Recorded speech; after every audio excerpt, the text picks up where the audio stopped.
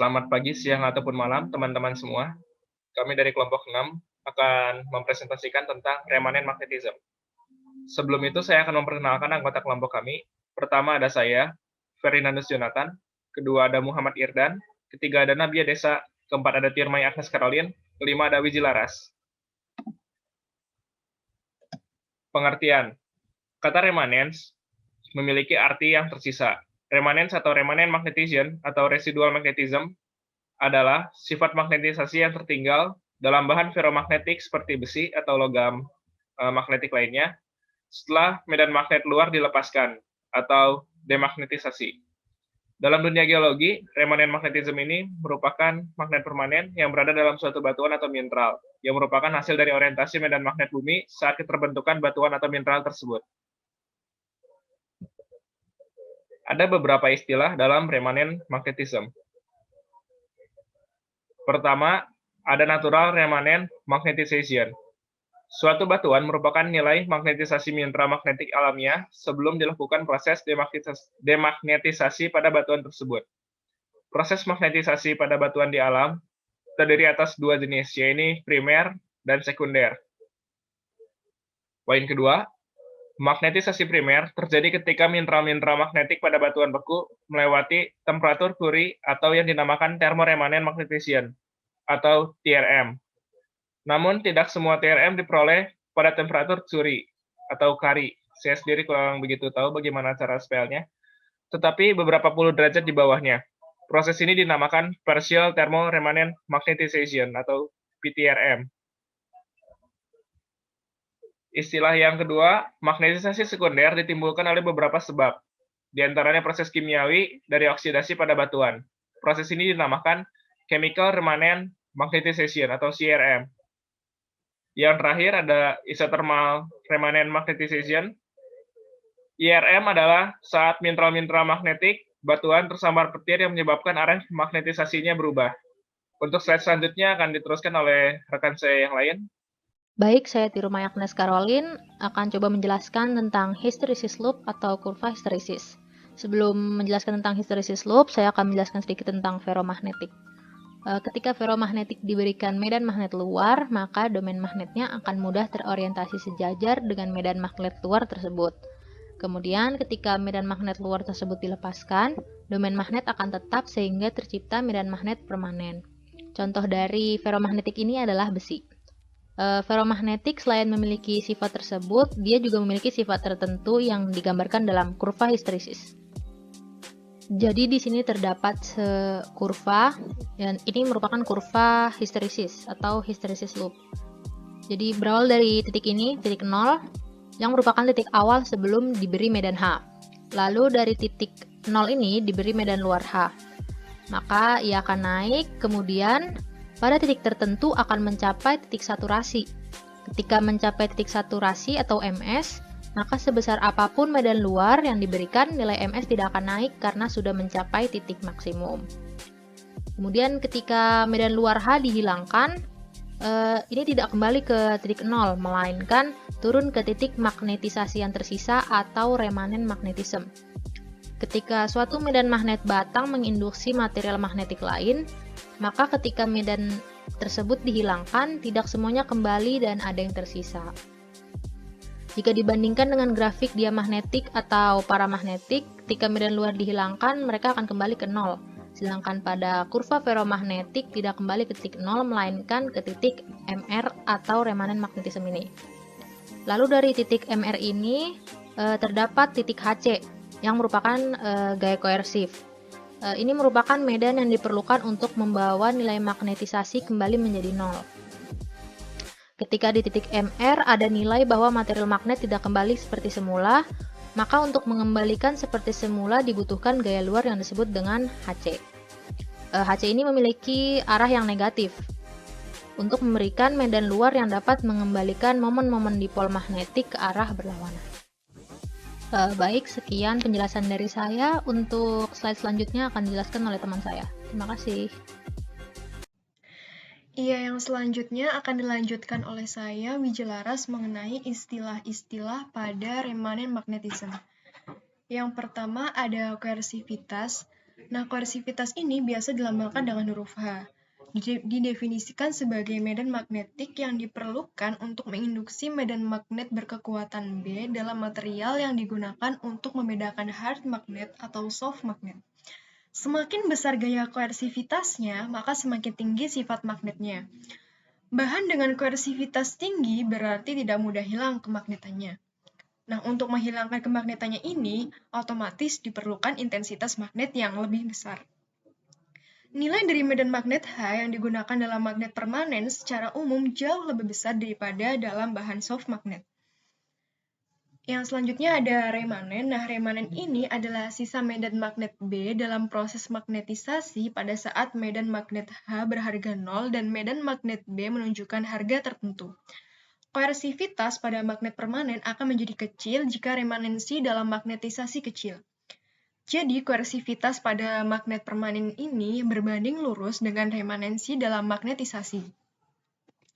Yang selanjutnya ada magnetisasi saturasi. Nah, magnetisasi saturasi adalah keadaan di mana terjadi kejenuhan. Nilai medan magnet B akan selalu konstan walaupun medan magnet H selalu bertambah. Remanensi bergantung pada saturasi magnetisasi dan saturasi magnet permanen lebih besar daripada soft magnet. Yang selanjutnya ada medan anistropi atau biasa dilambangkan dengan Ha, didefinisikan sebagai koersivitas maksimum yang menunjukkan besar medan magnet luar yang diberikan dengan arah berlawanan untuk menghilangkan medan magnet permanen. Yang selanjutnya ada temperatur Curie atau biasa dilambangkan dengan huruf Tc, didefinisikan sebagai temperatur kritis di mana fase magnetik bertransisi dari konfigurasi struktur magnetik yang teratur menjadi tidak teratur. Saya Nabia Desa Putiandini, di sini akan menjelaskan tentang bagaimana batuan memperoleh remanen magnetism. Sebelum itu, saya akan membahas sedikit tentang remanen magnetism.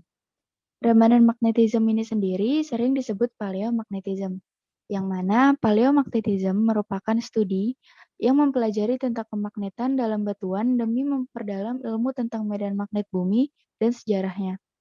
Nah, meninjau ke pengertian remanen magnetism yang sudah disebutkan sebelumnya, dalam dunia geologi, remanen magnetism merupakan magnet permanen yang berada dalam suatu batuan atau mineral yang merupakan hasil dari orientasi medan magnet bumi saat keterbentukan batuan atau mineral tersebut. Nah, dalam proses keterbentukan batuan memperoleh magnet permanen dalam dua cara. Nah, cara yang pertama yaitu presence of earth magnetic field dan yang kedua dengan viscous magnetization. Di cara yang pertama yaitu proses atau presence of earth magnetic field merupakan proses di mana mineral atau batuan yang terbentuk dari non-magnetic minerals membentuk dan memperoleh remanen magnetism dari adanya medan magnet bumi. Dan yang kedua yaitu viscous magnetization, merupakan proses di mana batuan beku yang sudah membeku biasanya memiliki remanen magnetism melalui proses viscous magnetization. Presence of earth magnetic field. Di sini prosesnya diawali dengan batuan-batuan yang memiliki sifat non-magnetik.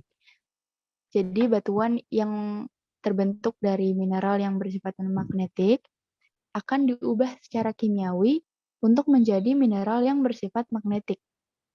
Nah, setelah diubah secara kimiawi ini, otomatis batuan tersebut akan menjadi sebuah mineral baru atau batuan baru.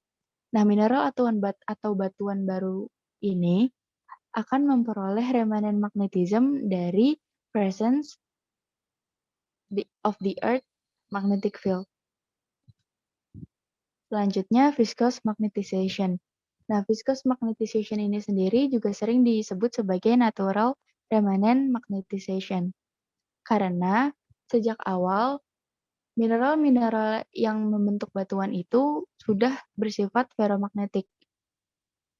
Ferromagnetic minerals ini sudah terendapkan atau berdiam dalam waktu yang cukup lama di sebuah magnetic field, lalu kemudian membeku dan membentuk batuan beku yang sudah memiliki magnet permanen. Itu kenapa disebut natural remanent magnetization, karena sejak awal ia memiliki sifat ferromagnetik dan saat sudah menjadi batuan beku, ia bersifat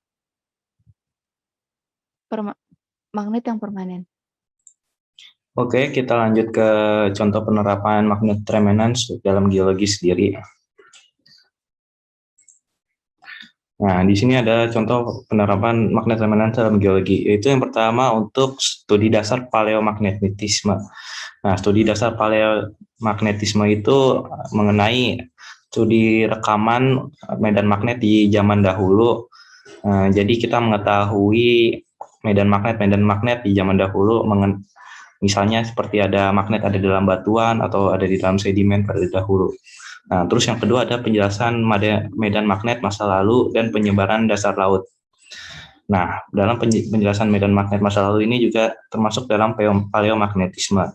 Dan untuk penyebaran dasar laut itu juga dapat dikaitkan dengan magnet remanence dalam geologi. Jadi dalam pergerakan dalam lempeng bumi itu bisa menyebabkan penyebaran dasar laut seperti yang ada di gambar ini. Ini kan sebuah lempengan yang bergerak gara-gara magnet sini, arah sini, jadi gerak seperti ini. Oke, kita lanjut ke pergeseran benua dan lempeng tektonik. Nah, pergeseran benua dan lempeng tektonik ini juga bisa dikaitkan dengan teori continental drift atau teori apungan benua. Nah, ini dapat dikaitkan juga dengan magnet remanence. Nah, misalnya kalau kita lihat dari sini, ini kan adalah benuanya dulu menyatu, yang disebut benua Pangea. Ini yang dipresentasikan oleh ahli geografi saat itu pada tahun 225 juta tahun yang lalu. Ini itu mengalami pergeseran benua yang diakibatkan oleh lempeng tektonik yang ada hubungannya dengan magnet remanence. Jadi ini nanti akan lama-lama bergeser terus sampai menjadi benua terpisah seperti ini. Sekian dari kelompok kami. Berikut daftar pustaka yang telah digunakan untuk mengerjakan dalam PPT ini tersebut. Semoga bermanfaat. Kalau ada kata yang tidak berkenan, mohon maaf dan terima kasih.